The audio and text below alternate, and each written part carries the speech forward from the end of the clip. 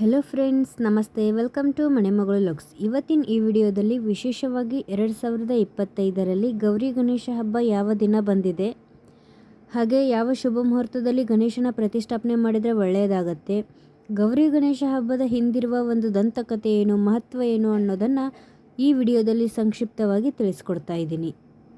ಹಾಗಿದ್ರೆ ಇನ್ಯಾಕೆ ತಡ, ವಿಡಿಯೋನ ಸ್ಟಾರ್ಟ್ ಮಾಡೋಣ ಬನ್ನಿ. ಮಂಗಳಕರವಾದದ್ದು ಸ್ವರ್ಣ ಗೌರಿ ಪೂಜೆ. ಶಕ್ತಿ ದೇವತೆ ಮಂಗಳ ಗೌರಿ ಎಂದು ಪೂಜಿಸಲ್ಪಡುವ ಈ ದೇವತೆಯೇ ಗೌರಿ ದೇವತೆ.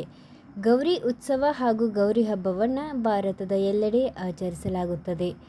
ಗೌರಿ ಹಬ್ಬದ ಒಂದು ದಿನ ಮುಂಚಿತವಾಗಿ ಆಚರಿಸುವ ಹಬ್ಬವೇ ಗೌರಿ ಗಣೇಶ ಹಬ್ಬ ಅಥವಾ ಗೌರಿ ಚೌತಿ ಎಂಬ ಹೆಸರಿನಿಂದ ಕೂಡ ಕರಿತೀವಿ. ಈ ಹಬ್ಬ ವಿಶೇಷವಾಗಿ ವಿವಾಹಿತ ಮಹಿಳೆಯರಿಗೆ ಸಮರ್ಪಿತವಾಗಿದೆ ಅಂತಾನೆ ಹೇಳ್ಬೋದು. ಹಿಂದೂ ಪಂಚಾಂಗದ ಪ್ರಕಾರ ಗೌರಿ ಹಬ್ಬ ಭಾದ್ರಪದ ಮಾಸ ಶುದ್ಧ ತೃತೀಯ ದಿನ ಆಚರಿಸಲಾಗುತ್ತೆ. ಇದಕ್ಕೆ ಮರುದಿನ ಅಂದರೆ ತೃತೀಯದ ಮರುದಿನ ಭಾದ್ರಪದ ಮಾಸದ ಶುದ್ಧ ಚತುರ್ಥಿಯ ದಿನ ಗಣೇಶನನ್ನು ಪೂಜಿಸಲಾಗುತ್ತೆ. ಸೌಭಾಗ್ಯವನ್ನು ಕರುಣಿಸುವ ಈ ಗೌರಿ ಹಬ್ಬವನ್ನು ವಿಶೇಷವಾಗಿ ವಿವಾಹಿತ ಮಹಿಳೆಯರು ಆಚರಿಸುತ್ತಾರೆ.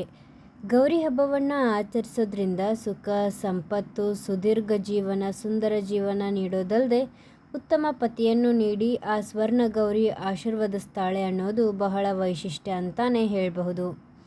ಈ ಹಬ್ಬ ಸ್ವಲ್ಪ ವರಮಹಾಲಕ್ಷ್ಮಿ ಹಬ್ಬವನ್ನು ಹೋಲುತ್ತೆ. ಬಟ್ ವ್ಯತ್ಯಾಸ ಏನಂದರೆ ಲಕ್ಷ್ಮೀ ದೇವಿ ಬದಲಿಗೆ ಗೌರಿಯನ್ನು ನಾವಿಲ್ಲಿ ಪೂಜೆ ಮಾಡ್ತೀವಿ. ಗೌರಿಯಾದ ಪಾರ್ವತಿ ದೇವಿ ತನ್ನ ದೇಹಕ್ಕೆ ಅಂಟಿಕೊಂಡಿರುವಂತಹ ಅರಿಶಿಣದ ಮುದ್ದೆಯಿಂದ ಗಣೇಶನನ್ನು ರಚಿಸ್ತಾಳೆ.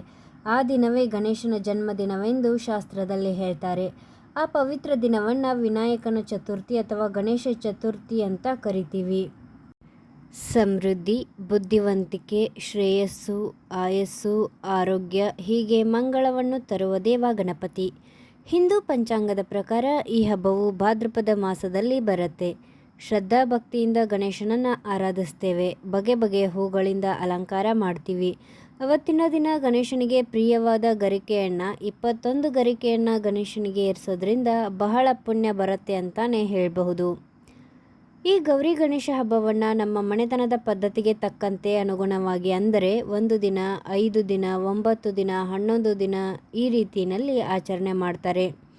ಇನ್ನು ಈ ಗಣೇಶ ಚತುರ್ಥಿಯನ್ನು ಯಾವ ದಿನ ಆಚರಿಸಬೇಕು ಮತ್ತು ಯಾವ ಶುಭ ಮುಹೂರ್ತದಲ್ಲಿ ನಾವು ಗಣೇಶನನ್ನು ಪ್ರತಿಷ್ಠಾಪನೆ ಮಾಡಿದರೆ ಒಳ್ಳೆಯದು ಅನ್ನೋದನ್ನು ನೋಡೋದಾದರೆ, ಈ ಗಣೇಶ ಹಬ್ಬ ಅಥವಾ ಗಣೇಶ ಚತುರ್ಥಿ 2025ರಲ್ಲಿ ಬುಧವಾರ 27ನೇ ತಾರೀಕು ಆಗಸ್ಟ್ 2025ರಂದು ನಾವು ಗಣೇಶ ಚತುರ್ಥಿಯನ್ನು ಆಚರಣೆ ಮಾಡ್ತೀವಿ. ಭಾದ್ರಪದ ಶುಕ್ಲ ಪಕ್ಷದ ಚತುರ್ಥಿ ತಿಥಿಯ ಆರಂಭ ಆಗೋದು 26ನೇ ತಾರೀಕು ಆಗಸ್ಟ್ ಮಧ್ಯಾಹ್ನ 1:54 ಪ್ರಾರಂಭವಾಗುತ್ತೆ. ಮತ್ತು ಈ ಭಾದ್ರಪದ ಶುಕ್ಲ ಪಕ್ಷದ ಚತುರ್ಥಿ ತಿಥಿಯ ಅಂತ್ಯ ಯಾವಾಗ ಅಂದರೆ 27ನೇ ಆಗಸ್ಟ್ 3:34 ಅಂತ್ಯವಾಗುತ್ತೆ. ನಾವು ಗಣೇಶನನ್ನು ಪ್ರತಿಷ್ಠಾಪನೆ ಮಾಡಲು ಶುಭ ಮುಹೂರ್ತವನ್ನು ನೋಡೋದಾದರೆ ಈ ದಿನ 2:30 ಗಂಟೆಗಳ ಕಾಲ ಶುಭ ಮುಹೂರ್ತ ಇದೆ. ನಮಗೆ ಗಣೇಶನನ್ನು ಪೂಜೆ ಮಾಡಲು 2:30 ಗಂಟೆ 2:30 ತಾಸು ಟೈಮ್ ಇರುತ್ತೆ. ಆಗಸ್ಟ್ 27ರಂದು ಬೆಳಗ್ಗೆ 11:05 ಮಧ್ಯಾಹ್ನ 1:40 ಸಮಯ ಗಣೇಶನ ಪ್ರತಿಷ್ಠಾಪನೆಗೆ ಮತ್ತು ಪೂಜೆಗೆ ಶುಭ ಮುಹೂರ್ತ ಅಂತಾನೆ ಹೇಳಬಹುದು. ಹಾಗಿದ್ರೆ ಈ ಗೌರಿ ಗಣೇಶ ಹಬ್ಬದ ಮಹತ್ವ ಏನು, ದಂತಕಥೆಗಳು ಗೌರಿ ಗಣೇಶ ಹಬ್ಬದ ಬಗ್ಗೆ ಏನು ಹೇಳುತ್ತೆ ಅಂತ ಇವಾಗ ನಾನು ತಿಳಿಸ್ತಾ ಇದ್ದೀನಿ, ಕೇಳಿ. ಪುರಾಣದ ಪ್ರಕಾರ ಒಂದು ದಿನ ಶಿವನ ನೆಲೆಯಾದಂಥ ಕೈಲಾಸದಲ್ಲಿ ಗೌರಿಯೊಂದಿಗೆ ಕಾಲ ಕಳೀತಾ ಇರ್ತಾಳೆ. ಆಪ್ತರು ಯಾರೂ ಇರೋದಿಲ್ಲ ಗೌರಿಯ ಬಳಿ. ಬೇಸರದಲ್ಲಿ ಕುಳಿತಿದ್ದ ಪಾರ್ವತಿ ದೇವಿಯು ಸ್ನಾನ ಮಾಡಲು ಬಯಸ್ತಾಳೆ. ಮನೆಯ ಬಾಗಿಲ ಬಳಿ ಯಾರನ್ನಾದರೂ ಕೂರಿಸಿ ಹೋಗಲೇಬೇಕಲ್ಲವೇ, ಹಾಗಾದರೆ ಯಾರೂ ಇಲ್ಲ ಎಂದು ಚಿಂತಿಸ್ತಾ ಇರ್ತಾಳೆ ಗೌರಿದೇವಿ. ನಂತರ ತನ್ನ ದೇಹಕ್ಕೆ ಅಂಟಿಕೊಂಡಿದ್ದ ಅರಿಶಿಣದಿಂದ ಒಂದು ಮೂರ್ತಿಯನ್ನು ಮಾಡ್ತಾಳೆ. ಆ ಒಂದು ಮೂರ್ತಿ, ಆ ಅರಿಶಿಣದ ಮುದ್ದೆಯಿಂದ ಮಾಡಿದ ಮೂರ್ತಿ ಆಕೆಗೆ ಬಹಳ ಇಷ್ಟವಾಗುತ್ತೆ. ನಂತರ ಪ್ರೀತಿಯಿಂದ ಅದನ್ನು ನಾಮಕರಣ ಮಾಡ್ತಾಳೆ. ಪ್ರೀತಿಯಿಂದ ಗಣೇಶ ಎಂದು ಆ ಮೂರ್ತಿಗೆ ಹೆಸರಿಡ್ತಾಳೆ. ನಂತರ ತನ್ನ ಪರಿಸ್ಥಿತಿಯನ್ನು ಗಣೇಶನಿಗೆ ತಿಳಿಸಿ, ನಾನು ಈಗ ಸ್ನಾನಕ್ಕೆ ಹೋಗ್ತೀನಿ, ಯಾರು ಬಂದರೂ ಒಳಗಡೆ ಬಿಡಬೇಡ ಎಂದು ಗಣೇಶನಿಗೆ ಆಜ್ಞೆ ಮಾಡ್ತಾಳೆ. ಸಮ್ಮತಿ ಸೂಚಿಸಿದ ಗಣೇಶ ಕಾವಲು ಕಾಯುತ್ತಾ ಬಾಗಿಲ ಬಳಿನೇ ನಿಂತಿರ್ತಾನೆ. ಸ್ವಲ್ಪ ಸಮಯದಲ್ಲಿ ಆಗಮಿಸಿದ ಶಿವನು ಒಳಗೆ ಹೋಗಲು ಪ್ರಯತ್ನಿಸ್ತಾನೆ. ಆದರೆ ತಾಯಿಯ ಆಜ್ಞಾ ಪರಿಪಾಲಕನಾದ ಗಣೇಶ ಶಿವನ ಪ್ರವೇಶವನ್ನು ನಿರ್ಬಂಧಿಸ್ತಾನೆ. ಶಿವನು ಪಾರ್ವತಿಯ ಪತಿದೇವ ಎಂಬುದು ಗಣೇಶನಿಗೆ ತಿಳಿದಿರಲಿಲ್ಲ ಹಾಗೂ ಗಣೇಶ ಪಾರ್ವತಿ ದೇವಿ ಸೃಷ್ಟಿಸಿದ ಪುತ್ರ ಎಂದು ಶಿವನಿಗೂ ಕೂಡ ತಿಳಿದಿರಲಿಲ್ಲ. ಹಾಗಾಗಿ ಇಬ್ಬರಲ್ಲಿಯೂ ವಾದವಿವಾದಗಳು ನಡೆಯುತ್ತವೆ. ಒಳ ಪ್ರವೇಶಿಸಲು ನಿರ್ಬಂಧಿಸಿದ ಗಣೇಶನ ಮೇಲೆ ಶಿವ ಕೋಪಿತಗೊಳ್ತಾನೆ. ಗಣೇಶನ ತಲೆಯನ್ನು ಕ್ಷಣಾರ್ಧದಲ್ಲಿ ಕತ್ತರಿಸಿ ಬಿಡ್ತಾನೆ ಶಿವ. ನಂತರ ಸ್ನಾನ ಮುಗಿಸಿ ಬಂದ ಪಾರ್ವತಿ ದೇವಿ ಮಗನ ಸ್ಥಿತಿಯನ್ನು ನೋಡಿ ತುಂಬ ದುಃಖಗೊಳ್ತಾಳೆ, ಕೋಪಗೊಳ್ತಾಳೆ. ಶಿವನ ಮೇಲೆ ಕೋಪಗೊಳ್ತಾಳೆ ತಾಯಿ ಪಾರ್ವತಿ ದೇವಿ. ನಂತರ ಶಿವನಿಗೆ ನಡೆದ ಎಲ್ಲ ವಿಚಾರವನ್ನು ತಿಳಿಸಿ ಗಣೇಶನಿಗೆ ಪುನಃ ಜೀವನ ನೀಡಬೇಕೆಂದು ಪಾರ್ವತಿ ದೇವಿಯು ತನ್ನ ಪತಿಯಾದಂತಹ ಶಿವನ ಹತ್ರ ಕೇಳ್ಕೊಳ್ತಾಳೆ. ಪಾರ್ವತಿಯ ಇಚ್ಛೆಯಂತೆ ಉತ್ತರ ದಿಕ್ಕಿಗೆ ತಲೆ ಹಾಕಿ ಮಲಗಿರುವ ಯಾವುದೇ ಪ್ರಾಣಿಯ ತಲೆ ತರಲು ಶಿವ ಆಜ್ಞಾಪಿಸ್ತಾನೆ ತನ್ನ ಸೈನಿಕರಿಗೆ.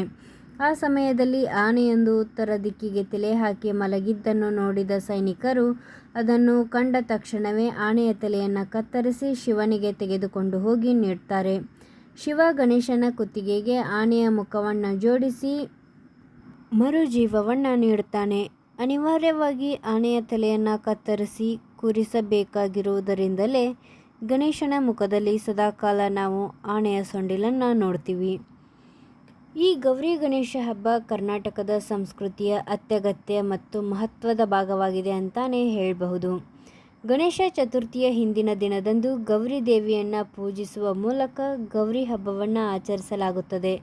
ಕರ್ನಾಟಕದಲ್ಲಿ ಈ ಹಬ್ಬಗಳನ್ನು ಒಟ್ಟಿಗೆ ಗೌರಿ ಗಣೇಶ ಹಬ್ಬವೆಂದು ಕರೆಯಲಾಗುತ್ತೆ. ನಂಬಿಕೆಯ ಪ್ರಕಾರ ಗೌರಿ ದೇವಿಯನ್ನು ತದಿಗೆ ಅಥವಾ ಭಾದ್ರಪದ ಮಾಸದ 3ನೇ ದಿನದಂದು ಮನೆಗಳಿಗೆ ಆಹ್ವಾನಿಸಲಾಗುತ್ತದೆ.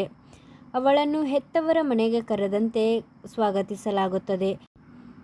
ಅವಳ ಮಗನಾದ ಗಣೇಶನು ಮರುದಿನ ಅವಳನ್ನು ತನ್ನ ವಾಸಸ್ಥಾನವಾದ ಕೈಲಾಸಕ್ಕೆ ಕರೆದೊಯ್ಯಲು ಬರುತ್ತಾನೆ.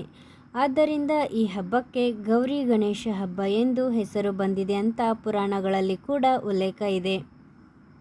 ನೋಡಿದ್ರಲ್ಲ ಸ್ನೇಹಿತರೆ, ಈ ವರ್ಷದ ಗೌರಿ ಗಣೇಶ ಹಬ್ಬವನ್ನು ಯಾವ ದಿನ ಯಾವ ಶುಭ ಮುಹೂರ್ತದಲ್ಲಿ ಆಚರಣೆ ಮಾಡಬೇಕು, ಹಾಗೆ ಅದರ ಹಿಂದೆ ಇರೋ ಪುರಾಣಗಳ ಉಲ್ಲೇಖ ಏನಿದೆ ಎಂಬುದನ್ನು ಸಂಕ್ಷಿಪ್ತವಾಗಿ ತಿಳಿಸ್ಕೊಟ್ಟಿದ್ದೀನಿ. ಹಾಗೆ ಈ ಎಲ್ಲ ಮಾಹಿತಿಗಳು ನಿಮಗಿಷ್ಟ ಆಗಿದ್ದರೆ ದಯವಿಟ್ಟು ನಮ್ಮ ಚಾನಲ್ನ ಸಬ್ಸ್ಕ್ರೈಬ್ ಮಾಡ್ಕೊಳ್ಳಿ. ಹಾಗೆ ಪಕ್ಕದಲ್ಲಿ ಕಾಣುವಂಥ ಬೆಲ್ ಐಕಾನ್ನ ಪ್ರೆಸ್ ಮಾಡಿ ನಿಮ್ಮ ಫ್ಯಾಮಿಲಿ ಫ್ರೆಂಡ್ಸ್ಗೂ ಕೂಡ ಶೇರ್ ಮಾಡಿ. ನಾನು ಸಿಗ್ತೀನಿ ಮುಂದಿನ ವಿಡಿಯೋದಲ್ಲಿ. ಈ ವರ್ಷದ ಗೌರಿ ಗಣೇಶ ಹಬ್ಬ ಎಲ್ರಿಗೂ ಒಳ್ಳೇದು ಮಾಡಲಿ. Thank you.